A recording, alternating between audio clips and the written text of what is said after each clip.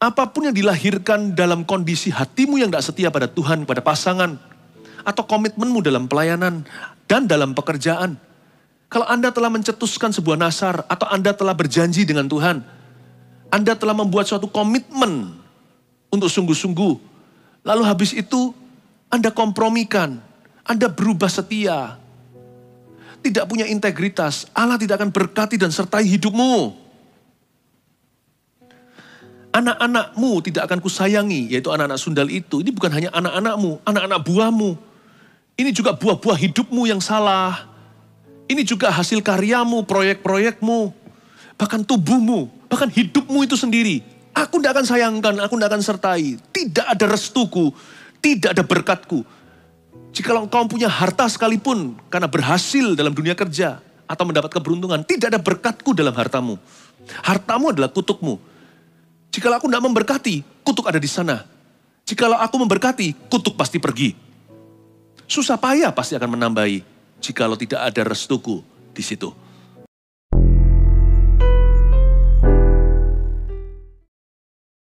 Sekarang kita sampai ke Hosea pasal yang kedua, kita buka Alkitab dan ambil catatan. Berikan judul, sia-sianya tidak setia.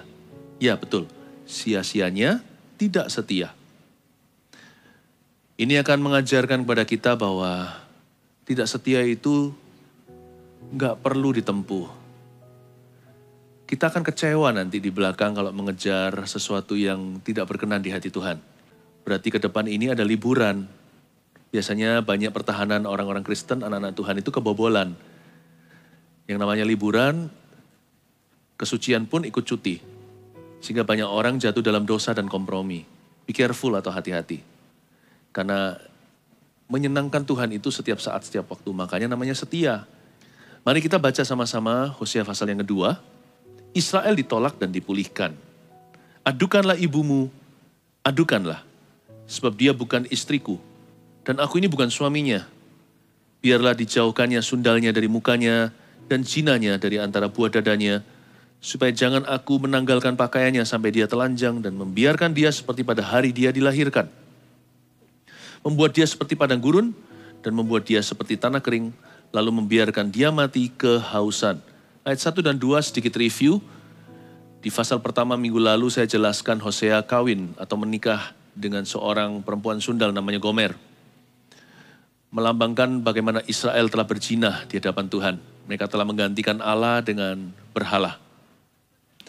Nah, pernikahan Hosea ini bukan jadi tumbal, tetapi ada banyak kemiripan dengan kondisi rohani Israel. Perjuangan dari sisi Tuhan untuk mempertahankan umatnya adalah perjuangan Hosea untuk mempertahankan pernikahannya. Nah, umat Tuhan tidak setia, sama seperti Gomer, si istri yang berzina. Waktu itu di ayat ke-1 Tuhan berkata, adukanlah ibumu, adukanlah, seperti ada keluhan, seperti ada keluh kesah. Di mana tidak ada setia, di situ tidak ada bahagia. Jikalau kita mencintai kehidupan, setialah. Setialah kepada Tuhan, setialah kepada kebenaran. Kalau kita cinta hidup ini, jangan melakukan apa yang salah dengan sengaja. Selalu melakukan apa yang benar, bukan apa yang nyaman. Sekalipun kita harus membayar harga. Jangan kompromi dengan dosa. Jangan kompromikan kekudusan. Adukanlah ibumu, adukan, dia bukan istriku. Seperti ada perpisahan. Dan ini sakit sekali. Di mana ada dosa, di situ ada pemisahan dari hadirat Allah. Dan jikalau kita membiarkan diri kita kecanduan dengan sesuatu, ya pornografi contohnya, orang yang melakukannya memisahkan diri dari persekutuan dengan orang-orang di sekelilingnya. Karena dia menjadi seseorang yang tertutup. Menjadi seorang yang menyembunyikan sesuatu. Jiwanya otomatis akan terbelenggu. Kalau kita membiarkan diri kita kecanduan dengan sesuatu yang Tuhan bilang jangan. Seperti ada pemutusan hubungan secara batinia. Lalu kita merasa kesepian, merasa sendirian. Sehingga jatuh lebih dalam lagi dalam dosa. Mengapa? Karena dosa itu setelah kita lakukan, kita merasa hampa. Tapi karena kita tidak mau datang kepada Allah, jadi kita melakukan dosa itu lebih banyak lagi. Supaya apa? Supaya kita bisa rasa tinggi. Supaya ada high lagi. Tapi setelah kita melakukan dosa kedua, lebih hampa dari sebelumnya. Jadi seperti lingkaran setan, semakin terpuruk ke bawah. Adukanlah, adukanlah. Yang ada hanyalah aduh saja dalam segala jalan dosa. Semakin jauh, semakin aduh. Karena itu kalau mau kembali pada Tuhan itu selekas-lekasnya, secepat-cepatnya. Waktu dosa pertama kali itu langsung balik. Tapi kalau dosa pertama kali membuatmu jatuh kedua kali, yang kedua kali cepatlah kembali. Kalau sudah ketiga kali gimana pastor? Kembali. Ya yang nomor 3 itu kembali seolah-olah itu yang pertama kali. Jangan ulur waktu. Nanti saja aku kembali kepada Kristus. Percuma Anda mau putar-putar padang gurun, toh cepat lambat akan kembali pula. Lebih awal lebih baik. Lebih lambat, lebih payah nanti. Adukanlah ibumu, adukan sebab dia bukan istriku. Supaya jangan aku menanggalkan pakaiannya sampai dia telanjang. Membuat dia seperti padang gurun, membuat dia seperti tanah kering. Tambah lama dosa disimpan, tambah besar malapetakannya. Tambah gede malunya. Tambah besar penyesalannya. Cepatlah kembali. Ilmu bangkit setelah jatuh adalah kapan? Segera ketika Anda menyadari. Jangan tunda-tunda lagi. Tidak setia itu sebuah perjalanan. Kalau kita jatuh sekali, itu namanya jatuh dalam dosa. Tapi kalau terus-menerus kita biarkan, itu namanya tidak setia. Orang yang setia berjalan bukan berarti nggak pernah melakukan kesalahan. Kalau dia berjalan dalam kesetiaan, lalu sekali-kali dia jatuh. Waktu dia jatuh belum termasuk tidak setia. Asal dia bangkit langsung. Cepat kembali pada Tuhan dan berkata, I'm sorry. Sorry aku melakukan lagi. Maafkan aku Tuhan, ubahkan aku, jamalah aku, sucikan aku. Ya memang ada kegagalan terjadi. Ada kesalahan yang dilakukan. Tapi kalau dia cepat kembali, dia masih ada di jalur kesetiaan. Tapi kalau kita berlarut-larut di situ, berlama-lama kemudian, jangan-jangan kita mulai merintis karir ketidaksetiaan kita kepada Tuhan. Itulah sebabnya amarah jangan dibawa lewat satu malam. Jangan nginap di rumah murka. Pokoknya kalau Anda ada sesuatu yang salah dirasakan di hati, cepat bereskan hari itu. Hari ini adalah harinya Tuhan, jangan tunggu esok hari. Ingat ya, jalan dalam jalan kesetiaan itu adalah anugerah. Please don't get out, jangan keluar karena upahnya besar menantimu di depan. Tapi ya gak perlu jadi perfeksionis juga. Aduh Tuhan aku salah, ya sudahlah. Toh sudah terlanjur salah. Nasi udah jadi bubur. Teruskan salah. Teruskan dosa. Jangan, itu komitmen namanya. Kalau kita salah dan menyadarinya cepat bangkit. Kita gak usah perfeksionis. Tapi kan sudah ada noda. Kalau kita jatuh sebentar saja, cepat kembali, kita masih ada di jalurnya. Kita belum keluar dari jalur kesetiaan. Kalau enggak ya, setiap kilometer aduhnya semakin gede. Adukanlah ibumu, adukanlah sebab dia bukan istriku. Tambah lama, tambah terpisah. Semakin jauh, semakin buram masa depanmu. Ayat 3. Tentang anak-anaknya, aku tidak menyayangi mereka. Sebab mereka adalah anak-anak sundal. Sebab ibu mereka telah menjadi sundal. Dia yang mengandung mereka telah berlaku tidak senonoh. Sebab dia berkata, aku mau mengikuti para kekasihku yang memberi roti dan air minumku, bulu domba dan kain lenanku, minyak dan minumanku. Ayat 3 dan 4, Tuhan seolah-olah marah kepada anaknya. Ini anak Gomer dan Hosea atau bangsa Israel, kedua-duanya. Kepada bangsa Israel, Tuhan berkata seperti ini, aku tidak menyayangi mereka lagi. Mereka adalah anak-anak sundal. Karena pernikahan Hosea adalah simbolisme daripada kondisi rohani Israel. Tapi Tuhan juga memperingatkan kepada Gomer, memperingatkan begini, kalau kamu terus dalam sundalmu, nanti apapun yang dihasilkan dari persundalan itu, aku tidak akan sayangkan. Ayat 3 tidak boleh ditafsirkan Tuhan membenci anak-anak. Anak-anak haram contohnya. Saya selalu percaya tidak ada anak haram. Karena anak gak tahu apa-apa. Dia lahir orok bayi. Bukan pilihan dia datang ke dunia. Sekalipun dia lahir dari kecelakaan di luar pernikahan atau sebelum nikah. Tapi anak itu tetap mulia di mata Allah. Tuhan tidak pernah membenci anak kecil. Yang haram itu papa mamanya, perbuatannya. Anak-anak itu sendiri tidak mengerti. Sehingga Tuhan berkata, anakmu ada 3. Kan Gomer punya 3 anak. Di bawah asuhan Hosea, Yisril, Lo-Ruhamah, Lo-Ami. Nah, ketiga anak ini Tuhan berkata begini ayat 3 tentang anak-anaknya, yaitu anak-anak Gomer ini juga. Aku gak akan menyayangi mereka sebab mereka adalah anak-anak sundal. Kalau minggu lalu Anda ingat, khotbah saya sampaikan bahwa Tuhan kita adalah juru selamat orang berdosa. Sahabat orang berdosa pula. Dia memperjuangkan anak-anak Gomer bahkan. Dia memperjuangkan mereka yang Lo-Ruhamah. Nama itu seperti kutukan menjadi Ruhamah. Lo-nya dihapuskan atau kata tidak. Lo-Ami menjadi Ami, engkau adalah umatku, aku adalah Allahmu. Allah memperjuangkan anak Hosea. Anak yang pertama mungkin anak Hosea beneran. Anak kedua, 3, mungkinkah Hosea bukan papanya? Saya juga nggak tahu, nggak berani spekulasi atau asumsi. Karena perempuan ini sejak hari pernikahannya setelah honeymoon langsung dia jatuh ke tangan cowok lain. Gomer si perempuan sundal. Perselingkuhan selalu terjadi dalam rumah tangga ini dan bukan karena salah Hosea. Hosea adalah suami idaman. Dia adalah ayah yang penuh dengan cinta kasih dalam keluarga. Bahkan dia pemersatu dalam family ini. Dia yang merekatkan mereka sekalipun terjadi pengkhianatan di dalam rumah tangganya. Hosea ini penuh pengampunan. Tapi dibutuhkan 2 orang, 2 sisi, suami dan istri untuk bisa mengokohkan pernikahan. Apa boleh buat? Kali ini sang istrilah yang berlaku nakal. Dan Tuhan sekalipun demikian, ketiga anak daripada Gomer ini, Tuhan Yesus tetap perjuangkan. Allah Israel memperjuangkan masa depan mereka dan berkata nanti Yisrael akan jadi besar. Lalu Lo-Ami akan menjadi Ami, Lo-Ruhamah akan menjadi Ruhamah, mereka akan menjadi umatku. Tuhan itu cinta anak kecil. Jadi jangan salah tafsir. Ayat 3 ini suatu pesan profetik atau rohani. Ada signifikansi makna di balik perkataan ini. Sekali lagi saya baca tentang anak-anaknya. Aku tidak akan menyayangkan mereka, sebab mereka adalah anak-anak sundal. Camkanlah, tanamkan ini di dalam hati kita dan jiwa. Apapun yang dilahirkan dari ketidaksetiaan, Tuhan tidak akan sertai dan sayangkan.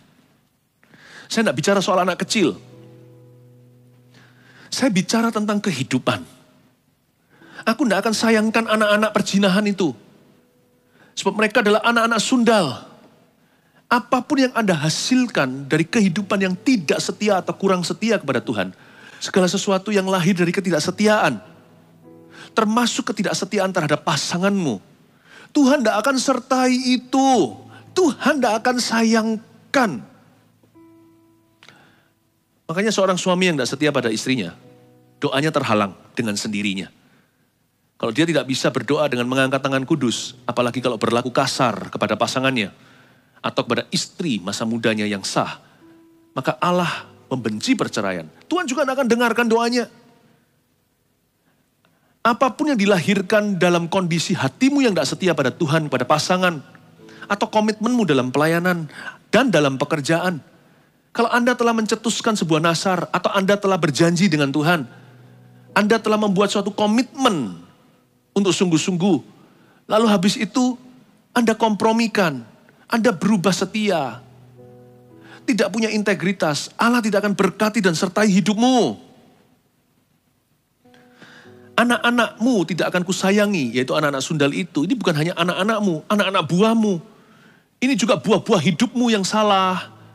Ini juga hasil karyamu, proyek-proyekmu, bahkan tubuhmu, bahkan hidupmu itu sendiri. Aku tidak akan sayangkan, aku tidak akan sertai. Tidak ada restuku, tidak ada berkatku. Jikalau engkau punya harta sekalipun, karena berhasil dalam dunia kerja, atau mendapat keberuntungan, tidak ada berkatku dalam hartamu. Hartamu adalah kutukmu. Jikalau aku tidak memberkati, kutuk ada di sana. Jikalau aku memberkati, kutuk pasti pergi. Susah payah pasti akan menambahi. Jikalau tidak ada restuku di situ. Tentang anak-anaknya, aku tidak menyayangi mereka sebab mereka adalah anak-anak sundal. Apapun yang dilahirkan dari ketidaksetiaanmu kepada Tuhan dan ketidaksetiaanmu kepada pasanganmu, ketidaksetiaanmu kepada apapun yang Tuhan tuntut Anda harus setia di situ. aku tidak akan beri restu. Berarti tidak ada berkat-berkatku. Ku tidak sayangkan dan aku takkan sertai. Wow, jadi percuma kita rintis jalan tidak setia.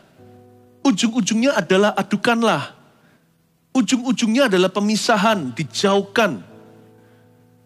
Ujung-ujungnya adalah perasaan malu, ditelanjangi di siang hari. Ujung-ujungnya adalah padang gurun.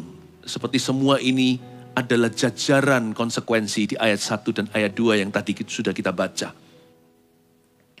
Segera masuk ayat 5. Saya tunjukkan sia-sianya orang yang tidak setia. Ini orang tidak setia with whatever loh ya. Terutama dengan Tuhan, dia yang utama. Lalu dalam pernikahan tentunya dengan pasangan, dengan keluarganya. Istri masa muda atau yang sah. Suaminya. Dan juga pekerjaannya. Kita juga harus setia loh pada bos kita.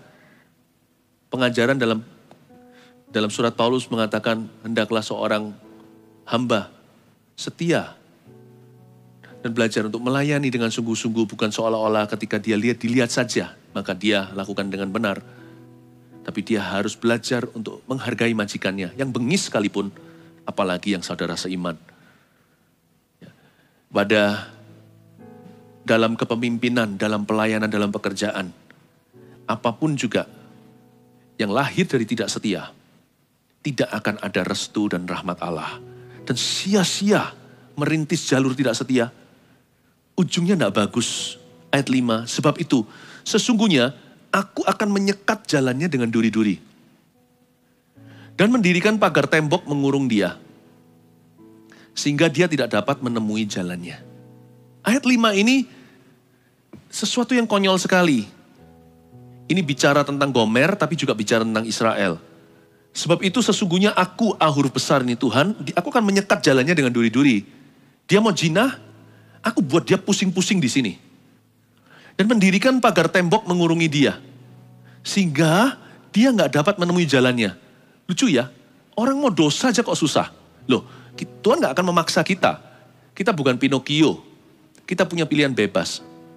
Tapi sekalipun kita mau membangkang dan lari dari hadapan Tuhan, Tuhan bukannya tidak bisa berbuat apa-apa. Tuhan izinkan, karena itu kehendak bebas kita. Tapi sekalipun begitu, Tuhan pasti membuat jalan dosa kita susah. Pernah nggak Anda rasakan sewaktu Anda jatuh dalam sebuah dosa? Tiba-tiba Anda tidak menemukan jalan.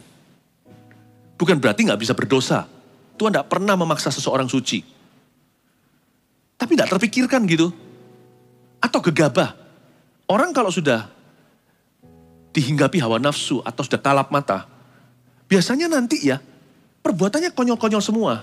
Padahal tadinya sudah direncanakan loh, kalau aku nanti mau meninggalkan Tuhan, aku mau hidupnya begini. Tapi nanti waktu dijalani, gak senikmat, gak seluar biasa, gak semenggebu-gebu ketika kita sewaktu dicobai.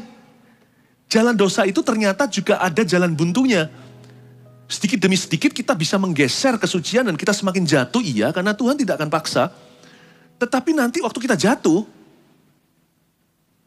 seolah-olah sia-sia kejatuhan kita tanggung begitu. Hingga jatuh kita itu sekedar asal-asalan kesannya. Pernah rasa begitu nggak? Kita benci sekali sama orang itu. Lalu kita mau ajak berantem. Wah, udah siap-siap ini rasanya aku mau lukai dia. Nanti pada waktu berantem tiba-tiba dilerai oleh orang-orang di sebelah kiri kanannya.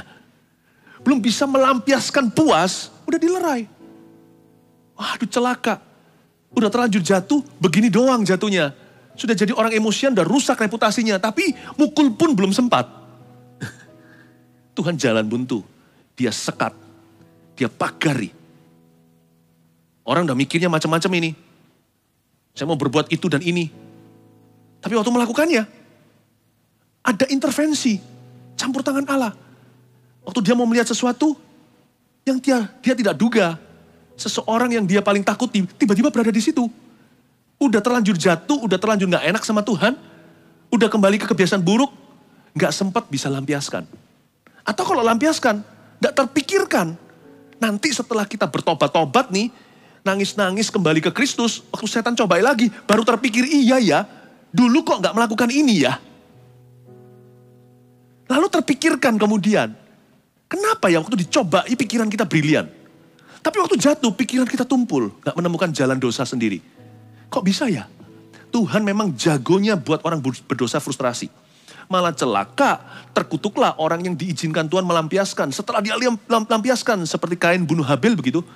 Setelah mati, katakan kalau ini nafsunya adalah murka. Dia belum bisa nikmati rasa puasnya, langsung ditangkap, dipenjara, dihukum, dan seumur hidup sengsara. Kalau sampai Tuhan izinkan dilampiaskan, kalau jalan buntu itu pagarnya dibuka, sekatnya semua diambil, berarti Tuhan sudah siap untuk membuat Anda minum cawan murka tanpa campuran sama sekali. Itu murni alkohol amarah. Bukan 20% alkoholnya, bukan 40% bahkan, bukan 70% seperti semprotan pembersih kuman. 100% tanpa campuran Tuhan izinkan murka Anda minum seumur hidup. Berbahagialah Anda ketika berdosa masih ada sekatnya. Tidak wah jatuhmu. Tidak heboh. Tetapi setelah itu perasaan bersalahnya heboh luar biasa. Kayak orang tanggung jatuh gak bisa total. Bangun tidak mau. Itulah roh gentayangan ayat yang ke-8. Ayat yang ke-6 maksud saya. Dia akan mengejar para kekasihnya. Dikejar kan, tapi gak akan mencapai mereka. Tidak mencapai tujuan hati dosa. Dia akan mencari mereka, tapi gak bertemu dengan mereka. Ini yang saya sebut roh gentayangan yang beginian. Hati yang penasaran. Gak mencapai tujuan hati dosa. Dia gak bertemu dengan kekasihnya, padahal udah kejar dan sempat-sempat belanin tinggalkan Tuhan maksudnya. Malah gak bertemu dengan kekasihnya. Tidak bertemu sama sekali dengan mereka. Itulah sebabnya orang yang tidak setia itu gak pernah puas hidupnya. Neraka gak berani, surga belum mau. Orang begitu tidak tahu apa yang dia inginkan. Jalan tidak setia itu tanggung sekali. Kalau mau setia, setia sama Tuhan. Janganlah kita setengah-setengah. Karena orang yang penasaran itu tidak bahagia hidupnya. Hatinya tidak pernah dipuaskan. Sama Tuhan juga gak puas. Waktu sama Tuhan, pikirannya ke dunia. Aduh kok enak ya. Nanti waktu di dunia, gak berani. Waktu di dunia nanti, waktu kita jatuh, pikiran kita tertuduh. Rasanya mau kembali. Selalu ada yang kejar-kejar. Kemanakah aku dapat pergi menjauhi rohmu Tuhan? Roh Kudus selalu membisikkan, come back to me, come back to me. Waktu kita di dalam dosa, di dalam kegelapan selalu ada tuduhan, come back, kembali. Tapi nanti waktu kembali sama Tuhan, dunia memanggil-manggil dengan melambai-lambaikan tangannya, come to us, datang kemari. Susah jadi orang begitu sama Tuhan gak sepenuh hati. Matanya terus-menerus menoleh ke dunia. Di dunia juga gak bisa lepas hati. Karena Tuhan mengejar kita. Maunya apa? Tidak mencapai kekasih-kekasihnya. Ayat yang berikutnya. Kita baca lebih lanjut tadi ayat 6 sekali lagi. Dia akan mengejar para kekasihnya. Tetapi tidak akan mencapai mereka. Dia akan mencari mereka. Tetapi tidak bertemu dengan mereka. Maka dia akan berkata. Akhirnya. Maka dia akan berkata, aku akan pulang. Kembali kepada suamiku yang pertama. Sebab waktu itu aku lebih berbahagia daripada pada sekarang. Tetapi dia tidak insaf. Bahwa akulah yang memberi kepadanya gandum, anggur, dan minyak. Dan yang memperbanyak bagi dia perak dan emas yang dibuat mereka menjadi patung Baal. Sebab itu aku akan mengambil kembali gandumku pada masanya. Dan anggurku pada musimnya. Dan akan merampas kain bulu domba dan kain lenanku yang harus menutupi auratnya. Berhenti sampai ayat 8. Akhirnya toh harus kembali kan? Gomer harus balik ke Hosea. Israel harus kembali kepada Allahnya. Tapi waktu balik dia juga gak insaf. Ini namanya orang yang malang. Dunia gak dapat, Tuhan pun minim. Diambil tuh yang namanya gandum, anggur, minyak. Diambil semua sama Tuhan privilege-nya. Tuhan pun dapat tipis. Dunia meninggalkan dia. Lenyap. Tak kelihatan sisanya. Akhirnya dia kembali. Ini yang saya sebut dengan broken hearted sinner. Orang berdosa yang broken heart. Ini si bungsu ya begitu. Habiskan hartanya. Habis hartanya ingat papa dia kembali. Kembalinya bukan karena total insaf. Kembalinya karena dia mau makan. Aku akan pulang kembali pada suamiku yang pertama. Waktu itu aku lebih berbahagia daripada sekarang. Kedengaran seperti si bungsu berkata, aku mau pulang ke papa. Karena di rumah bapakku orang upahan aja makan kenyang-kenyang. Di sini aku selapar-laparnya. Dia kembali juga tidak sungguh-sungguh. Tapi Tuhan terima. Waktu Tuhan terima, hatinya belum berbalik sungguhan. Tuhan terima karena dari sisi Tuhan yang setia. Tuhan itu setia ketika kita gak setia. Itulah indahnya Tuhan. Aku akan pulang kembali. Gak tahu apa yang terjadi dengan Gomer. Mungkin dia ada main sama laki-laki. Lalu laki-laki itu, namanya hidung belang ya. Setelah itu dia pasti cari wanita lain lagi. Setelah wanita idaman yang lain, dia punya wanita idaman lainnya daripada wanita idaman lain itu. Mana bisa dia dapat orang setia kalau dia gak setia. Mana bisa si Gomer dapat kesetiaan kalau dia sendiri berbuat sundal. Satu-satunya yang masih setia sama dia, ya Hosea. Satu-satunya yang masih setia pada kita kalau kita berlumuran dosa, ya Allah Bapa kita di sorga. Jadi, kemungkinan besar Gomer ini ditinggal oleh kekasihnya, kekasih gelapnya. Selingkuhnya dia itu selingkuh lagi. Dia selingkuh, tidak setia sama suaminya si Gomer ini. Akhirnya dia dibalas selingkuh oleh perselingkuhannya. Sama wanita lain. Bosan sama perempuan sundal ini, cari sundal yang lain. Mengenaskan. Ketika Gomer broken heart, dia sakit hati. Kok aku diperlakukan begini sama pria ini? Dia ingat Hosea suaminya. Aku kembali aja sama suamiku. Paling tidak, suamiku ini yang setia padaku. Aku dulu lebih bahagia daripada sekarang. Kelihatannya Gomer broken heart. Sekalipun dia wanita sundal, dia tetap adalah seorang wanita. Dan perempuan itu peka perasaannya. Dia salah hati iya, tapi perasaannya tetap perempuan. Ketika dia dimadu, dikhianati, dia sakit hati. Waktu itu aku lebih bahagia, aku lebih happy sama suami. Dia balik lagi kepada husband atau suaminya. Saya ajak Anda lihat sia-sianya tidak setia. Muter-muter, Gomer gak dapat yang dia mau kok. Seperti orang Samaria di sumur ketemu Yesus itu, perempuan itu berkata, kok tahu Tuhan bahwa aku punya 5 laki-laki dan kelima-limanya bukan suamiku. Mau giliran dia punya pacar gonta-ganti, tetap dia gak puas hati. Di dalam hatinya seperti ada lubang sumur yang tidak terisi. Gomer juga begitu. Aku mau pulang kembali kepada suamiku. Tapi dia gak insaf. Sampai ke Hosea, diterima. Tapi dianggap sepi. Diterima, tapi dia ambil semua privilege-nya. Tanggung ya. Tanggung. Bukannya si Gomer gak mau meninggalkan Hosea loh. Dia tahu bahwa dia hanya bisa bahagia sama Hosea. Tapi dia ini memang nakal. Dia cari cowok-cowok lain, kiranya Hosea bisa dibuat cuti gitu. Aku cuti dulu ya sama kamu, nanti aku kembali. Mana mau Tuhan digitukan. Mana mau suami yang baik digitukan atau istri yang baik digitukan. Mana mau bos Anda pekerjaan digitukan. Nanti saya cari dulu, nanti gak dapat, aku kembali lagi kerja di sini. Mana mau. Gak bisa. Setia itu komitmen di depan. Gak boleh memadu. Gak boleh begini, aku coba dulu nanti aku kembali ya. Kalau memang gak berhasil, saya tak balik dulu. Karena saya tahu di sini aku bisa makan. Gak ada orang yang mau digitukan. Tapi bagaimanapun juga cerita ini luar biasa tentang kesetiaan. Sekalipun tidak mau, Hosea tetap menerima Gomer apa adanya dengan kasih tak bersyarat, melambangkan kasih Tuhan Yesus.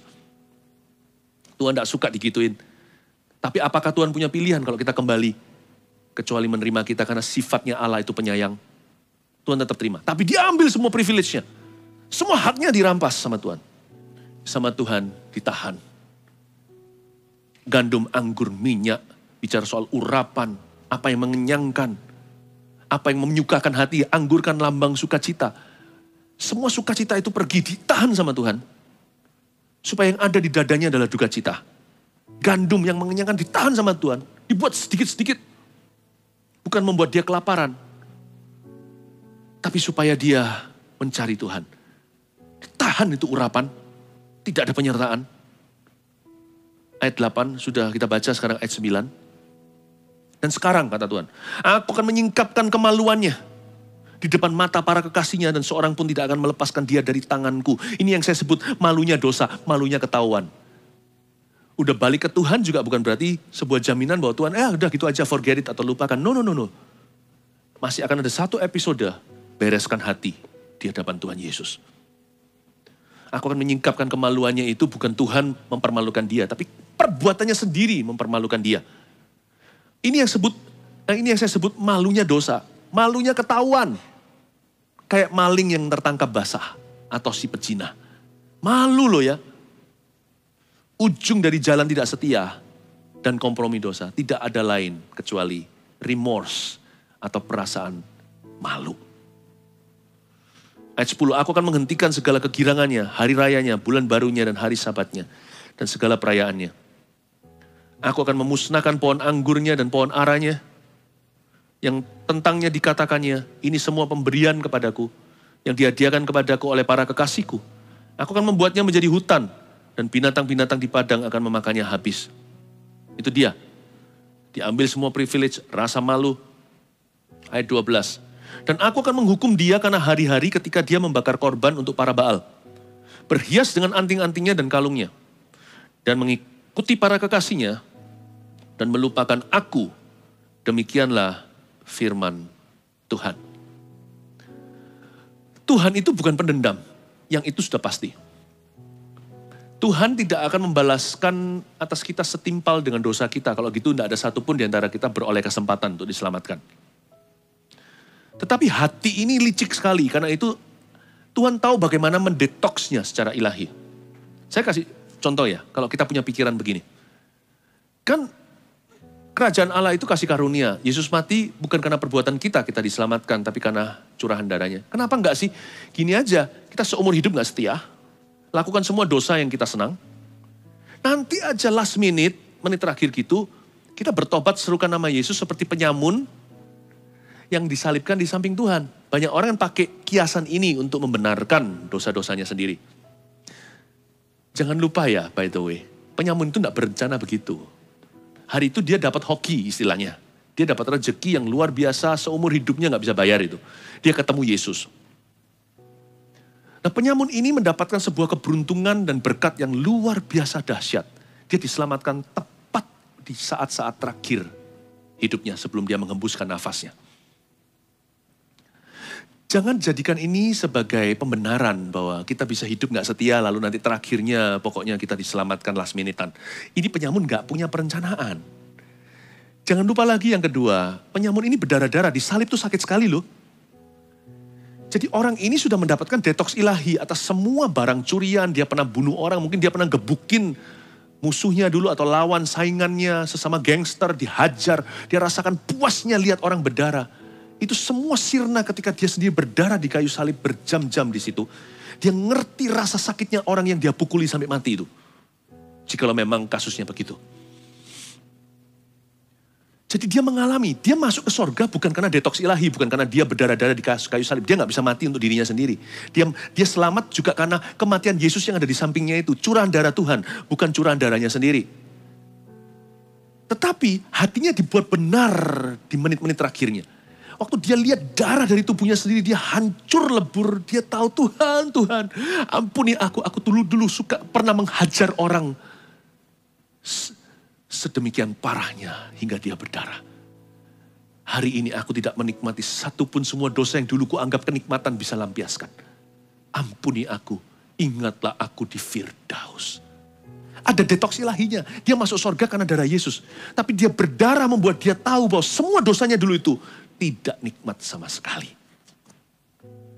Jangan berkata, aku mau dosa seks semau diriku. Apakah perlu Tuhan memberimu sebuah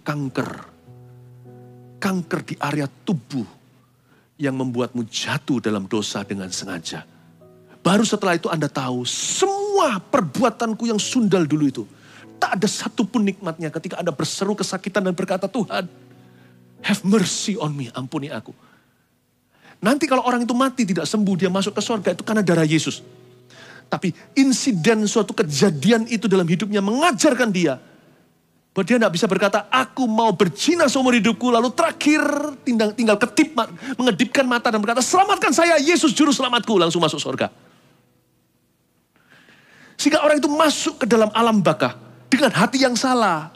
Aku luput, aku lolos, aku bisa nikmati dosa seumur hidup. Lalu tiba-tiba gitu aja. Hidup berfoya-foya. hidup berdosa dan berzina, mati masuk surga.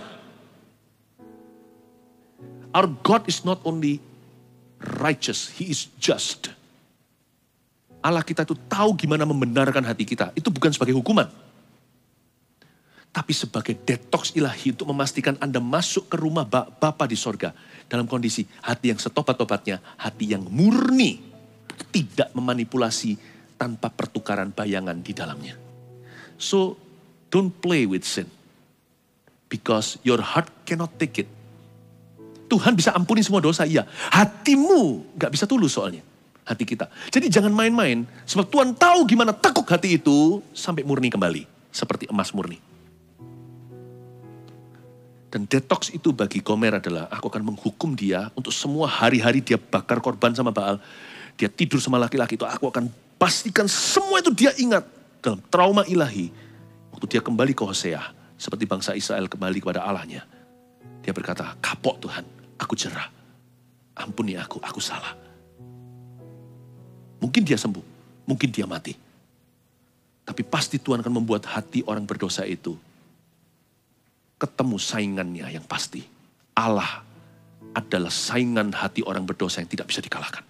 Keadilannya akan ditegakkan. Tuhan tahu bagaimana membuat hati orang berdosa itu didetox dan jerah. Dan itu semua harus terjadi. Bukan sebagai penebusan dosa atau api penyucian, bukan loh ya. Yesus berkata di atas kayu salib sudah selesai, itu berarti cukup. Cukuplah kasih karuniaku. Tapi sebelum kita semua mati, hati kita harus murni. Jadi nggak boleh ada manipulasi. Nah kalau ada sisa-sisa perencanaan, gua mau dosa seumur hidup, mati masuk surga. Be careful friends. He knows how to deal with that, with such a heart. Dia tahu bagaimana mengurusi hati yang begitu. Aku akan menghukum dia untuk semua hari-hari dia bakar korban untuk para Baal. Berhias dengan anting dan kalungnya. Aku akan ingat semua perhiasan dekorasinya. Satu persatu akan ingat. Aku akan buat suatu rancangan untuk mendetoks dia sebelum dia kembali selama-lamanya pada aku. Itulah sebabnya seorang istri yang suaminya selingkuh ketika dilayani dan istrinya mau menerima kembali. Seharusnya seorang wanita tidak mudah menerima yang begituan. Sekalipun dia bisa ampuni di hadapan Tuhan, I forgive you. Mungkin sang suami harus tidur di sofa 2 tahun kemudian. Itu bukan sebagai syarat penerimaan. Tetapi sang istri harus mengembalikan kepercayaan. Karena dia tahu sang suami itu bukan bertobat, tapi tertangkap basah. Karena dia ketahuan. Jadi sang istri tidak bisa respect lagi. Sang istri perlu mengembalikan rasa percayanya. Belum lagi rasa kekagumannya. Hormatnya. Itulah sebabnya dia berkata, aku masih jijik lihat kamu. Aku sudah menerima kamu, mengasihi kamu. Kamu adalah papanya anak-anak. Kamu adalah suamiku. Aku di hadapan Tuhan harus mengampunimu. Aku cinta padamu. Aku tidak bisa hidup tanpa kamu. Tapi aku masih jijik sama kamu. 2 tahun, 3 tahun berikutnya sang suami mungkin tidur di sofa. Minimal 2-3 bulan. Itu udah super cepat. Si suami harus setia diterima namun dianggap sepi. Harus setia setiap hari sampai pada satu titik. Sang istri mungkin menangis dan berkata, I miss you. Mungkin 3 tahun kemudian. Untuk setiap hari kamu selingkuh. I will remember that. Ini bukan soal forgiveness. Ini soal restoring trust. Bukan soal pengampunan. Ini soal mengembalikan rasa percaya. Ayat 13, sebab itu sesungguhnya aku ini akan membujuk dia. Aduh ini kasih. Ini yang berkata, seperti tadi yang saya kasih ilustrasi, istrinya berkata, honey, I miss you. Sebab itu sesungguhnya aku ini akan membujuk dia dan membawa dia ke padang gurun. Dan berbicara menenangkan hatinya. Aku akan memberikan kepadanya kebun anggurnya dari sana, dari padang gurun. Dan membuat lembah Akor menjadi pintu pengharapan.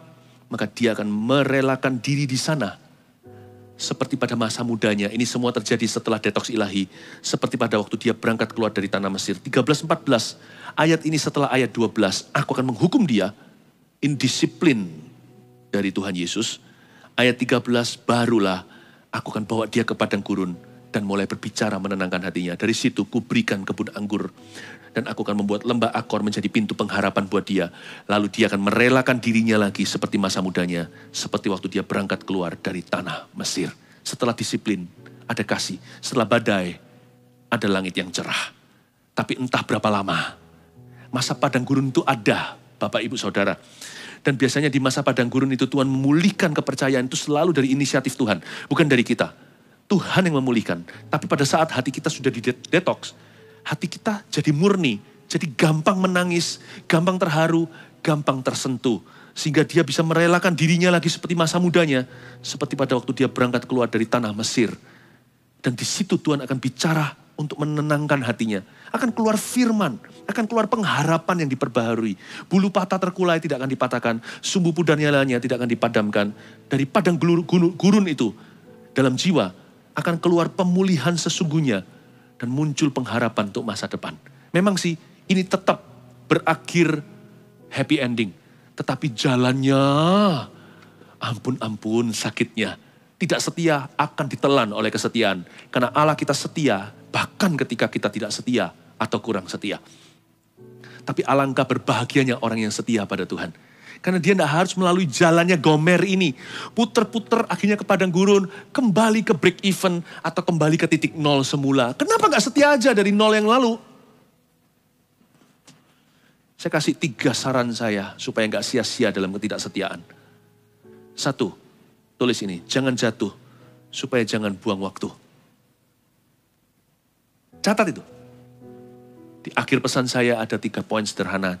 Yang nomor 1, jangan jatuh supaya jangan buang waktu. Beritahu pada diri sendiri, aku gak mau jatuh bukan karena jangan atau tidak boleh. Nanti tambah dijangani, tambah dilarang, tambah kepingin. Daging ini kan aneh. Coba bilang sama anak kecil, no, dia tambah coba. Beritahu alasannya, jangan jatuh, karena aku gak mau buang waktu. Ujungnya toh harus kembali. Ngapain pergi? 2, jika jatuh, cepat bangkit kembali. Jangan buang-buang waktu.